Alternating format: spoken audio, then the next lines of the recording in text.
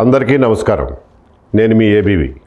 ఒక పెద్ద సంఘటన జరిగినప్పుడు దానికి సంబంధించిన పూర్వాపరాలు వీలైనంత త్వరగా తెలుసుకునే హక్కు ప్రజలకు ఉంటుంది.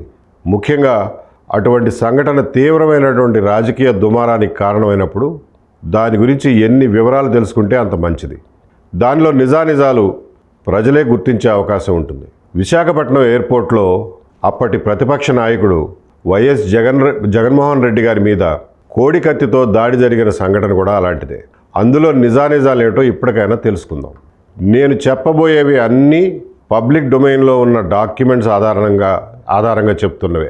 కోడి కత్తితో చేసిన ఆ దాడిలో కుట్ర ఉంది అని ప్రజలను నమ్మించేందుకు సాక్షిపత్రిక వైసీపీ పార్టీ వాళ్ళు ఇప్పటికీ పాటలు పడుతూనే ఉన్నారు. అసలు ఆ కేసులో కుట్ర ఏమైనా ఉందా? ఉంటే ఆ కుట్ర ఎక్కడుంది? కుట్ర ఎవరు చేశారు అనేది వివరంగా చూద్దాం. జనుపల్లి శ్రీనివాస్ అనే 29 సంవత్సరాల దళిత యువకుడు ఒక పేద కుటుంబంలో పెరిగి బీఎస్ఎఫ్లోనో ఆర్మీలోనో చేరదామని విఫల ప్రయత్నాలు చేశాడు.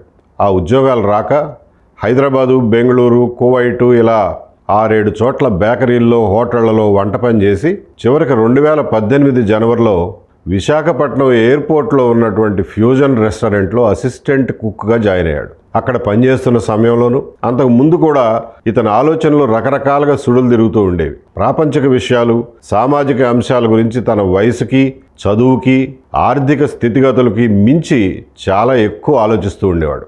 ఇతను 2018 అక్టోబర్ 20వ తారీఖు మధ్యాహ్నం 12:30 గంటల సమయంలో జగన్మోహన్ రెడ్డి గారు పాదయాత్రలో ఉండి వారం కోర్టుకు హాజరవడానికి విశాఖపట్నం ఎయిర్పోర్ట్ లాంజ్కి వచ్చినప్పుడు ఆయన దగ్గర సెల్ఫీ దిగే మిషతో లాంజ్లోకి వెళ్ళి కోడి పందాల్లో వాడే కోడి కత్తిని తీసుకుని ఆయన ఎడమ జబ్బ మీద ఇలా గుచ్చాడు. ఆయనకి రక్తగాయమైంది. చొక్కా మీద రక్తం మరకైంది. చుట్టుపక్కల ఉన్నవాళ్ళు శ్రీనుని పక్కకు లాగేశారు. సెక్యూరిటీ సిబ్బంది అతన్ని అదుపులోకి తీసుకుని అక్కడి నుంచి లాక్కెళ్ళి ఇమ్మిగ్రేషన్ రూమ్లో కూర్చోబెట్టారు. జగన్మోహన్ రెడ్డి గారు అక్కడి నుంచి నడుచుకుంటూ సెక్యూరిటీ చెక్ దగ్గరికి వెళ్ళి ప్రాథమిక చికిత్స అక్కడ చేయించుకుని విమానం ఎక్కి హైదరాబాద్ వెళ్ళిపోయారు. ఇది జరిగినటువంటి ప్రాథమిక సంఘటన. ఇమ్మిగ్రేషన్ రూమ్లో కూర్చోబెట్టిన శ్రీనివాస్ని పోలీసులు, సెక్యూరిటీ సిబ్బంది తనిఖీ చేశారు. తనిఖీల్లో అతని ప్యాంటు ముందు జేబులో 11 పేజీల ఉత్తరం దొరికింది. శ్రీనివాస్ రాసిన ఆ 11 పేజీల ఉత్తరంలో ముఖ్యమైన విషయాలు ఏమిటంటే తను వైఎస్ రాజశేఖర రెడ్డి గారి అభిమాని అని మొదటి పేరాలోనే ప్రకటించాడు. ఇంకా జగన్మోహన్ రెడ్డి గారిని ఉద్దేశించి, అన్నా, నేను ఈ విధంగా చేయడానికి గల కారణం నీ పైన ఏ విధమైన కక్ష కానీ, రాజకీయ కుట్ర కానీ, ఏ పదవి ఆశించి కానీ, సెలబ్రిటీగా మారాలని కానీ చేయలేదు. మన పరిపాలనలో మనం అధికారంలోకి వచ్చిన తర్వాత ప్రజలు ఇబ్బంది పడకుండా ఇలా చేశాను. అన్నా, మీరు ప్రవేశపెట్టిన మొదటి పథకం, అప్పట్లో నవరత్నాల పథకాలు ఉండేవి కదా, దానికి ప్రచారం బాగా జరిగేది. బహుశా వాటిల్లో ఒక పథకం అయి ఉంటుంది ఇది. అన్నా, మొదటి పథకం కొంతమంది రైతులకు మాత్రమే లబ్ధి చేకూరేలా ఉంది.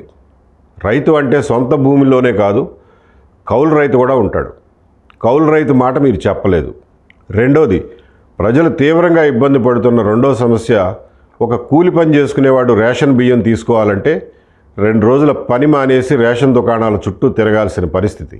ప్రజలు రేషన్ దుకాణాలకు వెళ్ళిన 10 నిమిషాల్లోనే రేషన్ పొందే అవకాశం కల్పించాలి. ఇలా సామాజిక సమస్యలను ఏకరువు పెడుతూ ఈ 11 పేజీల ఉత్తరం సాగింది. ఇందులో అతను వికలాంగులు, వృద్ధులు, నిరుద్యోగులు, రాజధాని నిర్మాణం ఖర్చు, పేదలకు ఇళ్ళు, ఆరోగ్య సమస్యలు, కులాల సమస్య, మద్యపాన నిషేధం, అవినీతి, మహిళల సమస్యలు, ప్రత్యేక హోదా, నక్సలైట్ల సమస్య, చివరికి వన్యప్రాణులు, పక్షులు, వాటి కష్టాలని, భూసారం దెబ్బతింటోందని, అనాథ పిల్లల గురించి, వరద బాధ్యతల గురించి, అగ్రిగోల్డ్ బాధ్యతల గురించి, తుఫాను బాధ్యతల గురించి 11 పేజీలు రాసుకుంటూ పోయాడు. ఆ 11 పేజీల ఉత్తరం కోర్టులో ఉంది.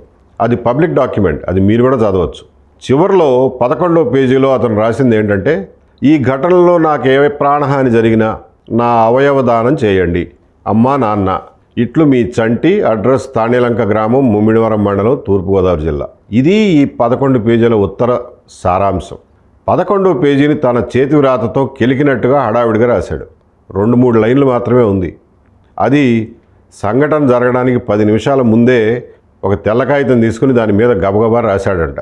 నాకు ప్రాణహాని జరిగితే నా అవయవ దానం చేయండి అని. ఎందుకంటే సంఘటన చేయబోయే ముందు సమయం దగ్గర పడుతున్న కొద్దీ ఇతనికి టెన్షన్ పెరిగిపోయింది. తనను చంపేస్తారేమో, పోలీసులు ఉంటారు అక్కడ, కాల్ చేస్తారేమో అనే భయం పట్టుకుంది.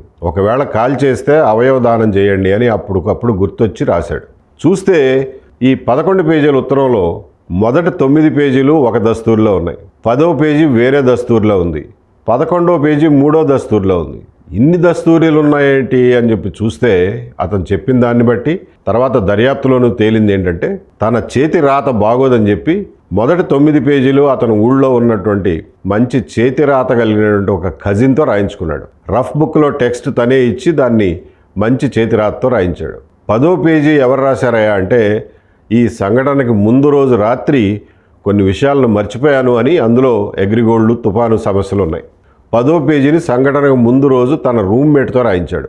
ఆ 11 పేజీల ఉత్తరాన్ని స్వాధీనం చేసుకున్న సిఐఎస్ఎఫ్ సిబ్బంది, ఎయిర్పోర్ట్ అధికారులు దాని ప్రతి పేజీ మీద సంతకం చేసి మరీ పోలీసులకు అప్పగించారు. ఈ ఉత్తరం ఎవరు చదివినా ఇతను వైఎస్ రాజశేఖర రెడ్డి గారి అభిమాని అని, అలాగే జగన్మోహన్ రెడ్డి గారి అభిమాని అని, ఆయన పార్టీ అధికారంలోకి రావాలని, వచ్చి తను చేసిన సూచనలన్నీ పాటించాలని కోరుకుంటున్నాడని అర్థమవుతుంది. పోలీసులు అడిగితే శ్రీనివాస్ అదే చెప్పాడు, తను జగన్ అభిమాని అని చెప్పుకొచ్చాడు. మరి అభిమాని వై ఉండి కత్తితో ఎందుకు పొడిచావా అని ప్రశ్నిస్తే అతను చెప్పింది ఏంటంటే, చిన్న గాయం చేస్తే తను చెప్పదలుచుకున్నటువంటి మాట తన ఉత్తరం ఖచ్చితంగా చదువుతారని, అలాగే చిన్న గాయం చేస్తే సానుభూతి వచ్చి బాగా ఓట్లు వచ్చి ఆయన 150 సీట్లతో ముఖ్యమంత్రి కావాలని పొడిచాను సార్ అని చెప్పాడు. ఇది వింటే ఎవరికైనా ఆశ్చర్యం వేస్తుంది, చూడటానికి ముందు నమ్మశక్యం కాదు. కాకపోతే ఇంకా సేపట్లో ఇంకొకటి జరిగింది. అమలాపురం నుంచి మీడియా వాళ్ళు ఒక ఫోటో పంపించారు. ఆ ఫోటోలో ఏముంది అంటే, జనవరి 1 నూతన సంవత్సరం 2018 సందర్భంగా శ్రీనివాస్ వాళ్ళ ఊళ్ళో ఒక ఫ్లెక్సీ వేయించాడు. దాన్ని బజార్లో కట్టించాడు. ఆ ఫ్లెక్సీలో శ్రీనివాస్ బొమ్మ, జగన్మోహన్ రెడ్డి గారి బొమ్మ, నూతన సంవత్సర శుభాకాంక్షలు అనే అక్షరాలు, ఒక పక్షి బొమ్మ ఉన్నాయి. ఆ ఫోటో చూస్తే ఇతను జగన్మోహన్ రెడ్డి గారి అభిమాని అనే విషయం తెలిసిపోతుంది. ఆ 11 పేజీల ఉత్తరం, ఈ ఫ్లెక్సీ బొమ్మ చూస్తే ఎవరికైనా కానీ శ్రీనివాస్ చెప్తున్న స్టోరీ నిజమే అని ప్రాథమికంగా అనిపిస్తుంది. అసలు ఉద్దేశం ఏమిటా అనేది ఖచ్చితంగా చెప్పలేం, కానీ అతను మాత్రం రాజశేఖర రెడ్డి గారికి, జగన్మోహన్ రెడ్డి గారికి అభిమాని అనే విషయం రూఢి అవుతుంది. మామూలుగా అయితే ఈ విషయాలు వెంటనే బయటకు చెప్పాల్సిన అవసరం ఉండేది కాదు. కానీ ఇంతలోనే వైసీపీ నాయకుల ప్రకటనల వెల్లువ మొదలైంది. ఒకరేమో కత్తికి విషం పూశారంటారు, ఇంకొకరేమో హత్యా ప్రయత్నం చేశారంటారు, ఇది జగన్మోహన్ రెడ్డి గారి హత్యకి ఫలానా వాళ్ళు పన్నిన కుట్ర అని ఇంకొకరు, ఇలా విచ్చలవిడిగా మీడియాలో మాట్లాడటం మొదలెట్టారు. రాయలసీమలో కొన్ని పట్టణాల్లో అయితే రోడ్ల మీద వైసీపీ కార్యకర్తలు గుమికూడి టైర్లు రోడ్ల మీద వేసి కాల్చడం మొదలుపెట్టారు. సాధారణ ప్రజలకు ఏంటంటే, వాళ్ళకి సరైన సమాచారం లేకపోతే ఈ వైసీపీ నాయకులు చెప్పిన విష ప్రచారాన్ని నమ్మితే వాళ్ళు కూడా ఆవేశానికి, ఉద్రిక్తతకు లోనవుతారు. కౌంటర్గా ఏమీ సమాచారం లేకపోతే ఇది నిజం కాదురా బాబు అని టీడీపీ వాళ్ళు చెప్పుకోవడం కానీ, లేదంటే సామాన్య ప్రజలు నమ్మడానికి కానీ అవకాశం ఉండదు. ఈ విష ప్రచారాన్ని ఖండించకపోతే ఎటు దారి తీస్తుందో చెప్పలేము. అందుకనే ఈ ఫ్లెక్సీ ఫోటో, ఈ 11 పేజీల ఉత్తరం సారాంశం అన్నీ చదివి అతను చెప్పిన మాటలు పోల్చుకుని నమ్మకం కలిగిన తర్వాత అప్పటి డీజీపీ గారికి 4-5 సార్లు చెప్పగా ఆయన బలవంతాన మీడియా ముందుకు వచ్చి, ఈ సంఘటనకు పాల్పడిన వ్యక్తి జగన్మోహన్ రెడ్డి గారి అభిమాని, సానుభూతి కోసమే ఈ పని చేశానని చెప్తున్నాడు అని చెప్పాల్సి వచ్చింది. ఇందులో అవాస్తవం ఏమీ లేదు. ఫ్లెక్సీ ఫోటో అప్పటికే వాట్సాప్ గ్రూపుల్లో అన్ని జిల్లాల వాళ్లకు వెళ్ళిపోయింది. దాంతో ప్రజలు కొంచెం ఊపిరి పీల్చుకున్నారు. ఇదంత పెద్ద సంఘటన కాదు, ఎవరో అభిమాని పిచ్చభిమానంతో చేసిన పనిలాగా ఉందని చెప్పి వాళ్ళు చల్లబడ్డారు. దాంతో వైసీపీ వాళ్ళు హింసను ప్రేరేపించడానికి చేసిన ప్రయత్నాలన్నీ బెడిసికొట్టాయి.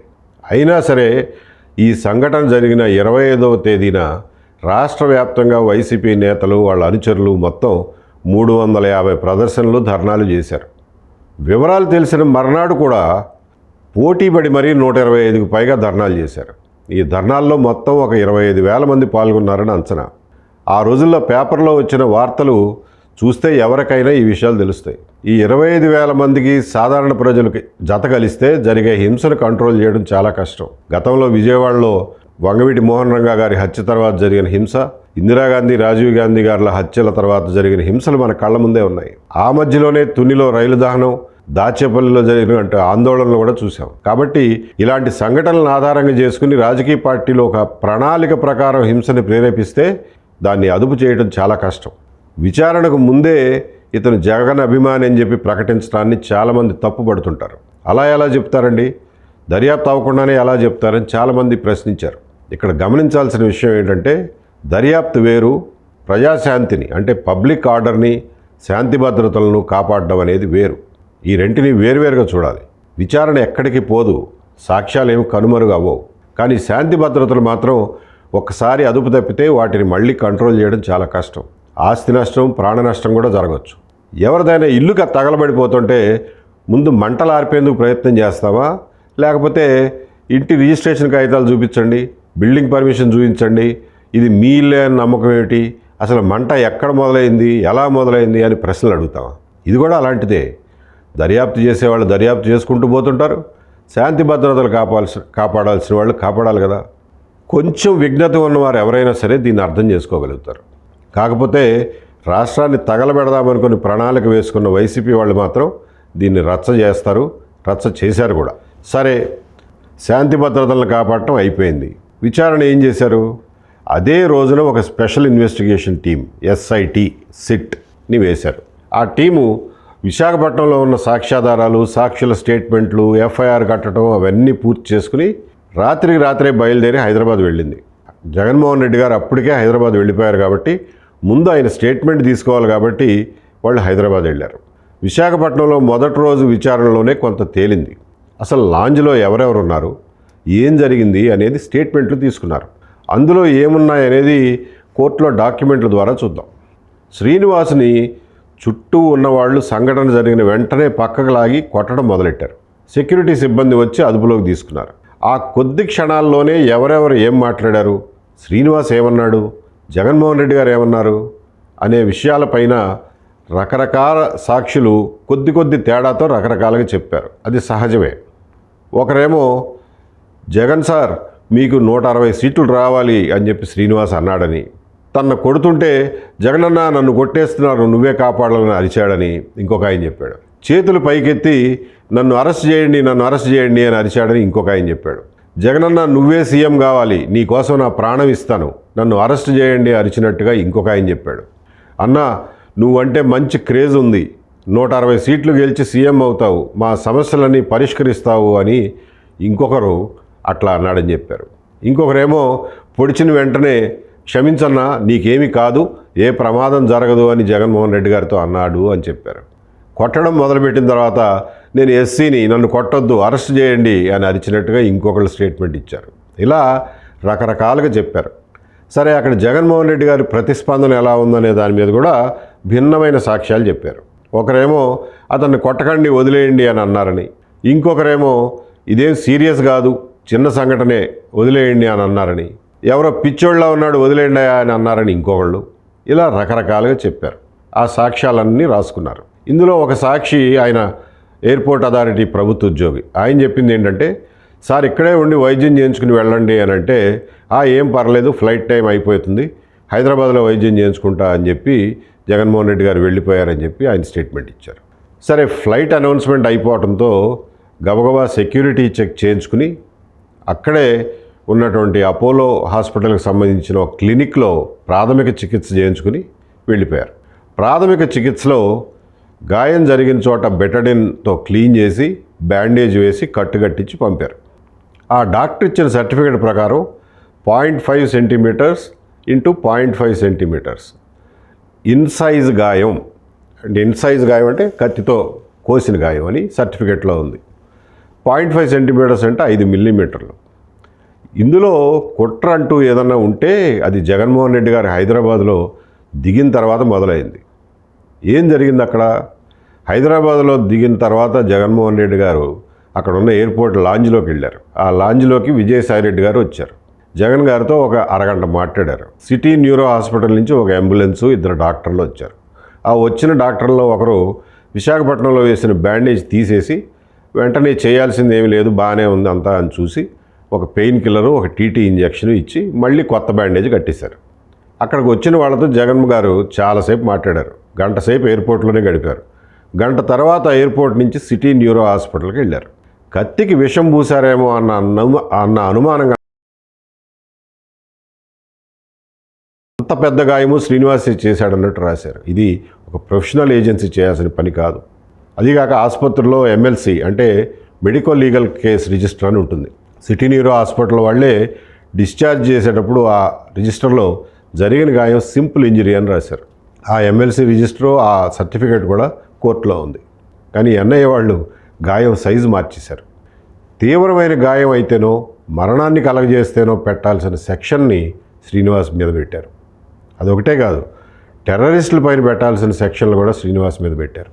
ఏంటి ఆ సెక్షన్లు అసలు ఎక్కడి నుంచి వచ్చాయి అని చూస్తే 1971లో మాంట్రియల్లో సివిల్ ఏవియేషన్ అంటే పౌర విమానయాన భద్రత గురించి ఒక అంతర్జాతీయ సమావేశం జరిగింది. అది ఎందుకు జరిగిందంటే 1968-70 మధ్యలో మిడిల్ ఈస్ట్లో విపరీతంగా విమానాల హైజాకులు జరిగినాయి.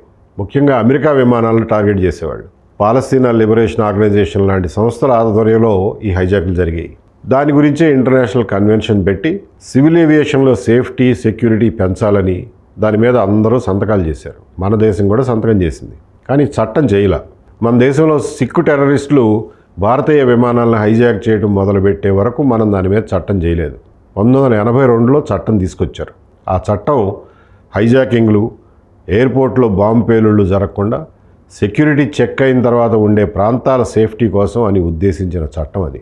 దానికి 1994లో ఒక సవరణ చేసి సెక్షన్ 3A అని కొత్తగా కలిపారు. ఆ చట్టాన్ని శ్రీనివాస్ మీద పెట్టారు. శ్రీనివాస్ చేసిన పనికి సివిల్ ఏవియేషన్ సెక్యూరిటీకి ఏమైనా సంబంధం ఉందో లేదో మీరే ఆలోచించండి. అందులో సెక్షన్ 3A అనే దాని ప్రకారం ఎవరైనా విమానం లోపల కానీ లేదా సెక్యూరిటీ ఏరియా అంటే శానిటైజ్డ్ ఏరియాలో కానీ ఎవరైనా ఎవరి మీదైనా గ్రీవస్ హర్ట్ అంటే తీవ్రమైన గాయం లేదా మరణం సంభవించేటటువంటి నేరానికి పాల్పడితే అప్పుడు వాళ్ళు ఆ సెక్షన్ కిందకు వస్తారు. ఇక్కడ జరిగింది శానిటైజ్డ్ ఏరియాలో కాదు, విమానంలో కాదు, రన్వే మీద కాదు, కేవలం లాంజ్లో. ఆ లాంజ్ సెక్యూరిటీ హోల్డ్ ఏరియా కిందకు రాదు. అది కూడా దురుద్దేశం ఏమీ లేని ఒక పిచ్చి అభిమానంతో ఎవరికో రాజకీయపరమైనటువంటి మేలు చేయాలనే ఉద్దేశంతో చేసిందే తప్ప విమానాలకు అంతరాయం కలిగించాలనే ఉద్దేశంతో చేసింది అయితే కాదు కదా. అది దర్యాప్తులో పూర్తిగా తేటతెల్లమైంది కదా. NIA వాళ్ళు రికార్డ్ చేసినటువంటి స్టేట్మెంట్లలో కూడా థానే లంకలో ఉన్న శ్రీనివాస్ కుటుంబ సభ్యులు కానివ్వండి, చుట్టుపక్కల వాళ్ళు, స్నేహితులు, బంధువులు, గ్రామస్తులు అందరూ ముక్తకంఠంతో చెప్పింది ఒకటే, జగన్మోహన్ రెడ్డి గారు అంటే శ్రీనివాస్కి పిచ్చి అభిమానం, ప్రతి ఏడాది ఆయన పేరు మీద ఫ్లెక్సీలు పెడతాడు. ఇవన్నీ వాళ్ళు రికార్డ్ చేసిన స్టేట్మెంట్లోనే ఉన్నాయి. అయినా కానీ టెర్రరిస్టుల మీద పెట్టే సెక్షన్లు అతని మీద పెట్టి దాని ఆధారంగా 5 ఏళ్లకు పైగా బెయిల్ రాకుండా చేశారు. కోర్టులో విచారణ మొదలైతే ఇవన్నీ బయటకు వస్తాయి. NIA పోలీసులు చేసిన పనులన్నీ బయటకు వస్తాయి. అలాగే జగన్మోహన్ రెడ్డి గారు NIA పోలీసులకు ఇచ్చినటువంటి వాంగ్మూలంలో చెప్పిన అబద్ధాలు కూడా బయటకు వస్తాయి. NIA పోలీసులకి జగన్మోహన్ రెడ్డి గారు ఇచ్చిన వాంగ్మూలం ఛార్జ్షీట్తో పాటు కోర్టులో ఫైల్ చేశారు. అది పబ్లిక్ డాక్యుమెంట్. జగన్మోహన్ రెడ్డి గారి కథనం ఏంటంటే, ఇచ్చిన స్టేట్మెంట్ ఏంటంటే, శ్రీనివాస్ అనే యువకుడు కోడి కత్తితో మెడ మీద స్లాష్ చేయబోయాడని, తప్పించుకుంటే అది భుజం మీద గుచ్చుకుందని, అలా గుచ్చుకున్నది అలాగే నిలబడిపోయిందని.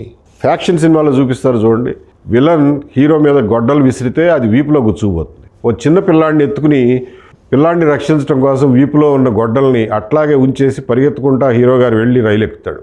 అట్లా ఉంది ఈయన చెప్పిన ఈ స్టంట్ స్టోరీ. ఎవరైనా మెడ మీద స్లాష్ చేయడానికి ప్రయత్నం చేస్తే అది భుజం మీద గుచ్చుకుని అలాగే ఉండిపోతుందా? 0.5 సెంటీమీటర్స్ లోతుగా గుచ్చుకున్నటువంటి వస్తువు, ఇంత బరువైన వస్తువు అట్లాగే నిలబడిపోతుందా? NIA పోలీసులకు ఇచ్చిన వాంగ్మూలంలో జగన్మోహన్ రెడ్డి గారు అంత అసంబద్ధంగా అసహజమైనటువంటి అబద్ధాలు ఆడారు. అంతేకాదు, తనకట మొదట వచ్చిన అనుమానం కత్తికి విషం పూసారేమో అనంట. అలా అనుకుంటే కత్తికి విషం పూసారేమో అని అనుమానం వస్తే వెంటనే విశాఖపట్నంలోనే హాస్పిటల్లో చూపించుకోవాలి కదా. విమానం ఎక్కి ఎందుకు వెళ్ళిపోయారు? విమానంలో విషం వికటిస్తే అది పనిచేయడం మొదలెడితే ఎవరు కాపాడతారు మిమ్మల్ని? అదీగాక కనీసం హైదరాబాద్లో దిగ్గానే హాస్పిటల్కి పరిగెత్తాలి కదా. అలా చేయకుండా హైదరాబాద్ ఎయిర్పోర్ట్ లాంజ్లో గంట సేపు మంతనాలు ఏంటి? కాబట్టి ఇవన్నీ చూస్తే జగన్మోహన్ రెడ్డి గారు చెప్పినటువంటి అబద్ధాలన్నీ తేటతెల్లమవుతాయి. జగన్మోహన్ రెడ్డి గారు ఇంకా చాలా విషయాలు చెప్పారు NIA వాళ్ళకి. జయలలిత గారికి ఆసుపత్రిలో అలా జరిగింది, అక్కడ ఉంటే నన్ను కూడా ఆసుపత్రిలో ఏం చేస్తారో అని భయం వేసింది, అందుకే హైదరాబాద్ వచ్చేసాను అని చెప్పారు. ఎస్ఐటి పోలీసులకు చెప్పినప్పుడు మాత్రం 26వ తారీఖున విశాఖపట్నంలో హడావిడి ఎందుకులే, కమోషన్ అవుతుంది, హైదరాబాద్లో మంచి వైద్యం దొరుకుతుందని వచ్చాను అని చెప్పారు. ఇక్కడ వైద్యం చేయించుకోండి సార్ అని చెప్పి ఎయిర్పోర్ట్ వైద్యులు చెప్తే ఎందుకులే హైదరాబాద్ వెళ్ళిపోతాను, అక్కడ వైద్యం చేయించుకుంటానని చెప్పారు. అంటే ఎన్ఐఏ పోలీసులకి స్టేట్మెంట్ ఇచ్చే నాటికి ఆయన ఒక స్టోరీ అల్లడం పూర్తయిందన్నమాట. అందులో ఆయన ఇంకా ఎటువంటి ఎలిగేషన్స్ చేశారంటే, పాదయాత్ర మొదలుపెట్టే నాటి నుంచే విశాఖపట్నం ఎయిర్పోర్ట్లో సీసీ కెమెరాలు పనిచేయడం ఆపేశారట. అది పచ్చి అబద్ధం. సీసీ కెమెరాలు పనిచేస్తూనే ఉన్నాయి. 2 టీబీలు చొప్పున 7 హార్డ్ డ్రైవ్లు, మొత్తం 14 టెరాబైట్లు సీసీ కెమెరా ఫుటేజీ అప్పటి దర్యాప్తు అధికారులకు ఎయిర్పోర్ట్ అధికారులు అందించారు. అలాగే ఫ్యూజన్ రెస్టారెంట్లో ఉన్న కెమెరా ఫుటేజ్ కూడా అందించారు. అవన్నీ కోర్టులో ఉన్నాయి. కాబట్టి సీసీ కెమెరాలు పనిచేయడం లేదనేది పచ్చి అబద్ధం. ఇంకా ఆయన ఏమేం చెప్పారంటే, ఈ కుర్రాడి క్రిమినల్ హిస్టరీ ఉంది, అంతకుముందు ఒక హత్యా ప్రయత్నంలో ఉన్నాడు, కేసులో ఉన్నాడు, అయినప్పటికీ కూడా తన నేర చరిత్రను దాచిపెట్టి ఇక్కడ ఎయిర్పోర్ట్లో ఎన్ఓసి సంపాదించాడు అని చెప్పి, కావాలని చెప్పి దాచిపెట్టి ఎన్ఓసి ఇచ్చారు అని కూడా. ఇది కూడా పచ్చి అబద్ధం. ఎందుకంటే రూల్స్ ప్రకారం ఎయిర్పోర్ట్లో పనిచేసే ప్రతి వాళ్ళు, ఏదైనా దుకాణంలో ఉంటే అందులో పనిచేసే వాళ్ళకు కూడా ఎన్ఓసి కావాలి, సెక్యూరిటీ క్లియరెన్స్ కావాలి. అలాగే ఫ్యూజన్ రెస్టారెంట్లో పనిచేసే క్లీనింగ్ స్టాఫ్ దగ్గర నుంచి అందరికీ సెక్యూరిటీ క్లియరెన్స్ ఉంటుంది. జనపల్లి శ్రీనివాస్కి కూడా సెక్యూరిటీ క్లియరెన్స్ కోసం దరఖాస్తు చేశారు. అప్పుడు లోకల్ పోలీసులు ఇచ్చిన క్లియరెన్స్ సర్టిఫికేట్లో ఏమి రాశారంటే, మా పోలీస్ స్టేషన్లో వీళ్ళ మీద ఎటువంటి కేసులు కానీ నేర చరిత్రలు కానీ లేదు, కాకపోతే ఆయన స్వస్థలం ఆయన ముమ్మిడివరంలో వెరిఫై చేసుకోండి అని కండిషనల్గా క్లియరెన్స్ సర్టిఫికేట్లో క్లియర్గా రాశారు. ఎయిర్పోర్ట్ స్టాఫ్ ఏమో స్వస్థలానికి కూడా ఈ కేసు రిఫర్ చేసి అక్కడ కూడా కేసులు ఏమన్నా ఉన్నాయేమోనని చెప్పి చూసుకునే ప్రయత్నం చేయకుండా క్లియరెన్స్ సర్టిఫికేట్ పాసు ఇచ్చేశారు. అది వాళ్ళ నిర్లక్ష్యం అంతే తప్ప అక్కడ ఎయిర్పోర్ట్ పోలీస్ స్టేషన్లోని స్టాఫ్ నిర్లక్ష్యం అయితే కాదు. ఇంతకీ ఆయన స్వస్థలంలో ఏం జరిగిందయ్యా అంటే, శ్రీనివాస్ మీద 2017లో ఒక కేసు నమోదైంది. ఒక పెళ్లికి వెళ్తే అక్కడ ఒక కుర్రాడిని 4-5 పట్టుకుని కొట్టారు. ఆ కుర్రాడు పారిపోయాడు. కుర్రాడు కనిపించడం లేదని చెప్పి మ్యాన్ మిస్సింగ్ కేసు, అంటే ఆచూకీ తెలియని కేసు ఒకటి లోకల్ పోలీస్ స్టేషన్లో కట్టారు. ఆ తర్వాత దాన్ని చేతులతో కొట్టారు, బెదిరించారు అని చెప్పి 323, 506 ఐపీసీ సెక్షన్ల కింద మార్చారు. ఈ కేసుని మ్యాన్ మిస్సింగ్ నుంచి కన్వర్ట్ చేశారు. దానికి మ్యాజిస్ట్రేట్ అనుమతి తీసుకుంటే తప్ప ఎఫ్ఐఆర్ చేయడం కుదరదు. మ్యాజిస్ట్రేట్ గారి అనుమతి తీసుకునే ఆ 2 సెక్షన్ల కింద ఎఫ్ఐఆర్ చేశారు. అందులో జనపల్లి శ్రీనివాసన్ 4వ ముద్దాయి కింద రాశారు, 4వ 5వ ముద్దాయి. కానీ ఏ రోజు జనపల్లి శ్రీనివాసన్ పోలీస్ స్టేషన్కి పిలవలేదు, నోటీస్ ఇవ్వడం కానీ అరెస్ట్ చేయడం కానీ ఎప్పుడూ జరగల. కాబట్టి తన మీద కేసున్న విషయం కూడా జనపల్లి శ్రీనివాస్కి తెలిసే అవకాశమే లేదు లీగల్గా చూస్తే. ఎందుకంటే అతన్ని ఎప్పుడు పోలీసులు పిలవలేదు. కాబట్టి ఇందులో సెక్యూరిటీ క్లియరెన్స్ ఇవ్వడంలో ఎలాంటి కుట్ర లేదని చెప్పి అర్థమవుతుంది. అలాగే ఫ్లెక్సీ మీద పక్షి బొమ్మ ఉంది. పక్షి బొమ్మ ఎవరన్నా వేసుకుంటారా? యాక్టర్ శివాజీ గారు అంతకుముందు చెప్పినట్టుగా ఆపరేషన్ గరుడాలో భాగంగానే ఇది జరిగింది, కాబట్టి ఇది కుట్రే. గరుడ అంటే పక్షి కాబట్టి ఇక్కడ పక్షి బొమ్మ ఉంది కాబట్టి ఇది కూడా ఆపరేషన్ గరుడలో భాగమే అని చెప్పి జగన్మోహన్ రెడ్డి గారు చెప్పారు. ఎంత హాస్యాస్పదం అండి. అన్ని పక్షులు గరుడు పక్షులు అవుతాయా? ఇతను వేసిన ఫ్లెక్సీలో ఉన్నది ఈగల్ బొమ్మ. ఈగల్ అంటే డేగ. అది కూడా ఎందుకు వేసావా అని చెప్పి పోలీసులు అడిగితే, నేను వాలీబాల్ ఆడేటప్పుడు సర్వీస్ చేస్తే అది డేగ రెక్కలు విప్పుకుని ఎగిరినట్టుగా ఉంటుంది అంటారు సార్, కాబట్టి మా ఫ్రెండ్స్ అందరూ నన్ను అరే ఈగల్ అని పిలుస్తూ ఉంటారు, అందుకే ఈగల్ బొమ్మ వేయించుకున్నాను అని పోలీసులే చెప్పాడు. దాంట్లో కూడా జగన్మోహన్ రెడ్డి గారికి కుట్రకోణం కనిపించింది. ఇంకొకటి అన్నారు ఆయన, అసలు విఐపీ లాంజ్ చాలా హై సెక్యూరిటీ, అక్కడికి శ్రీనివాసుని ఎలా అనుమతించారు అని, ఎవరు పంపారు, ఎందుకు పంపారు, ఇది కూడా కుట్రే అన్నారు. ఏమంటే విశాఖపట్నం ఎయిర్పోర్ట్కి ఎవరైనా వెళ్తే తెలుస్తుంది. ఎయిర్పోర్ట్లోకి ఎంటర్ కాగానే వెంటనే ఎడమ చేతి వైపున విఐపీ లాంజ్ ఉంటుంది. ఎయిర్పోర్ట్లోకి ప్రవేశించేటప్పుడు ఎవరినైనా టిక్కెట్ ఉందా లేదా అని చూస్తారు తప్ప జేబులు తనిఖీ చేయరు. టిక్కెట్ ఉన్న ప్రతి ఒక్కరూ ఎయిర్పోర్ట్లోకి విఐపీ లాంజ్ వరకు వెళ్ళొచ్చు. విఐపీ లాంజ్ గుమ్మం దగ్గర ఎవరో ఒకరు అటెండర్ ఉంటాడు. లాంజ్లోకి వచ్చే అర్హత ఉందా లేకపోతే మీకు పాస్ ఉందా లేదా అని చెప్పి చూసి లోపలికి పంపిస్తారు. అంతే తప్ప అక్కడ ఎలాంటి ప్రత్యేకమైన భద్రతా ఏర్పాట్లు ఉండవు. అదేం హై సెక్యూరిటీ ఏరియా కాదు. సెక్యూరిటీ చెక్ అయిన తర్వాత మాత్రమే దాన్ని సెక్యూరిటీ హోల్డ్ ఏరియా అంటారు. అక్కడ చాలా హై సెక్యూరిటీ భద్రతా ఏర్పాట్లు ఉంటాయి. దానికంటే ముందే లాంజ్ ఉంటుంది. జగన్మోహన్ రెడ్డి గారితో ఫోటో దిగాలి అని చెప్పి ఒక వైసీపీ నాయకుడిని శ్రీనివాస్ బతిమిలాడితే ఆయనే విఐపీ లాంజ్లోకి తీసుకెళ్లారు. అట్లా చాలా సులువుగా లాంజ్లోకి శ్రీనివాస్ వెళ్ళిపోయాడు. అయినా కానీ సర్వర్ డ్రెస్లో కాఫీయో వాటర్ బాటిల్లో పట్టుకుని వెళ్తే సాధారణంగా ఎవరో ఆపరు. ఇది జరిగినటువంటి అసలు వాస్తవం. ఆ రోజున విఐపీ లాంజ్లో ఉన్న 5-6 కరణం ధర్మశ్రీ గారు, రాజన్న దొర గారు, కొండా రాజీవ్ గాంధీ గారు, కృష్ణకాంత్ ఎలియాస్ కేకే అంటారు ఆయన, సుధాకర్ అనే ఇంకొక ఆయన అసలు ఆ లాంజ్లో ఉండటానికే అర్హులు గారు. వాళ్ళ దగ్గర పాస్ లేదు, వాళ్ళకి ఎలిజిబిలిటీ లేదు. ఎలా వచ్చారయ్యా అని అంటే జగన్మోహన్ రెడ్డి గారే బలవంతం చేసి మా వాళ్లే రానివ్వండి అని చెప్పి తీసుకెళ్లారు. ఈ విషయం ఎయిర్పోర్ట్ సెక్యూరిటీ స్టాఫ్ అధికారికంగా రాతపూర్వకంగా ఎస్ఐటికి ఇచ్చారు. కాబట్టి ఆ విఐపి లాంజ్లోకి శ్రీనివాస్ రావడంలో అసహజత్వం అంటూ ఏమీ లేదు. హర్షవర్ధన్ ప్రసాద్ని హర్షవర్ధన్ చౌదరి అంటూ హర్షవర్ధన్ చౌదరి కుట్ర చేసి ఆయన ఒకప్పుడు గాజువాక సీటు కోసం టీడీపీలో ప్రయత్నం చేశాడు. ఆయనే కుట్ర చేసి శ్రీనివాసుని పనిలో పెట్టుకుని తన ద్వారా ఇదంతా నడిపించాడు అని చెప్పాడు. జగన్మోహన్ రెడ్డి గారు ఈ కుంటి సాకుల్ని మళ్ళీ మళ్ళీ వల్లి వేస్తూ విచారణ జరగకుండా ఆపేస్తున్నారు. 2019లో వేసిన ఛార్జ్షీట్కి 2023లో విచారణ మొదలైంది కోర్టులో ట్రయల్. ఒక సాక్షిని విచారించిన తర్వాత రెండో సాక్షి కింద జగన్మోహన్ రెడ్డి గారిని పిలిచారు. వెంటనే ఆయన నాకు సెక్యూరిటీ రిస్క్ ఉంది, నేను కోర్టుకు వస్తే ట్రాఫిక్ సమస్యలు వస్తాయి, కాబట్టి నేను కోర్టుకు రాను, ఇంట్లోనే ఉంటాను, మా ఇంటికి వచ్చి విచారణ చేసుకోండి అని చెప్పి పిటిషన్ వేశారు. అదేం కుదరదయా అని చెప్పిన తర్వాత ఇంకొక పిటిషన్ వేశారు. తానే కోరుకుని వేయించుకున్న దర్యాప్తు సంస్థ ఎన్ఐఏ చేసిన దర్యాప్తు అంట సరిగ్గా లేదంట. అది సరిగ్గా లేదని, తను చెప్పిన కుట్ర కోణాలను వాళ్ళు ఛేదించలేదని, కాబట్టి ఇంకా దర్యాప్తును కొనసాగించమని ఎన్ఐఏని ఆదేశించాలని ఈ పిటిషన్ వేశారు. జగన్ గారు వేసిన పిటిషన్లో మళ్ళీ ఇదే స్టోరీ అంతా చెప్పారు. నేను పలానా కుట్రలు ఉన్నాయని ఆరోపించాను, దాన్ని ఇంతవరకు తేల్చలేదు అన్నారు. అలాగే సీసీ కెమెరాలు పనిచేయలేదన్నారు. తర్వాత పక్షి బొమ్మ గురించి మాట్లాడారు. తర్వాత విఐపి లాంజ్లోకి అతనెట్లా వచ్చాడు అన్నారు. హర్షవర్ధన్ చౌదరి అని మళ్ళా ముఖ్యమంత్రి అయిన 4 ఏళ్లకు కూడా ఆయన పేరు హర్షవర్ధన్ ప్రసాదో హర్షవర్ధన్ చౌదరో జగన్మోహన్ రెడ్డి గారికి తెలియదంటండి. ఆ స్థాయిలో ఉంటుంది జగన్మోహన్ రెడ్డి గారి రాక్షస కుల రాజకీయం.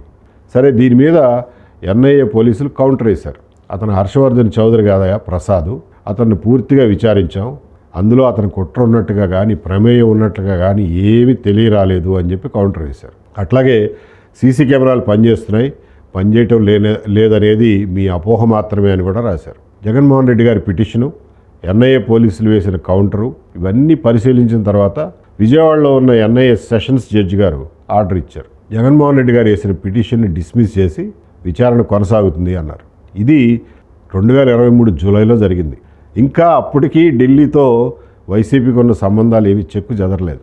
ఈ పిటిషన్ మొహం చూస్తే డిస్మిస్ అవుతుందని ఎవరైనా ముందే ఊహిస్తారు. దాంతో ఢిల్లీ నుంచి ఇంకొక ఆర్డర్ తీసుకొచ్చారు. విశాఖలో ఘటన జరిగింది కాబట్టి ఎన్ఐఏ కోర్టు విజయవాడలో ఉండటానికి వీల్లేదు, దీన్ని విశాఖపట్నానికి మార్చాలి అని చెప్పి ఢిల్లీ నుంచి ఆర్డర్ తీసుకొచ్చారు. ఈ ఆర్డర్ ఇక్కడికి చేరే లోపలే జగన్మోహన్ రెడ్డి గారి పిటిషన్ డిస్మిస్ అయిపోయింది. దాని తర్వాత హోంశాఖ వాళ్ళు ఇచ్చినటువంటి నోటిఫికేషన్ వల్ల ఈ రికార్డు మొత్తం విశాఖపట్నం సెషన్స్ జడ్జి గారి దగ్గరికి చేరింది. జగన్మోహన్ రెడ్డి గారు ఇప్పుడు మళ్ళీ హైకోర్టుకి వెళ్ళారు. కోర్టు మారింది కాబట్టి ఇంతకుముందు వేసిన పిటిషన్నే మళ్ళీ ఈ కోర్టులో వేసుకుంటాం, కాబట్టి విజయవాడ జడ్జి గారు ఇచ్చినటువంటి ఆర్డర్ని పక్కన పెట్టండి అని చెప్పి హైకోర్టుకి వెళ్ళారు.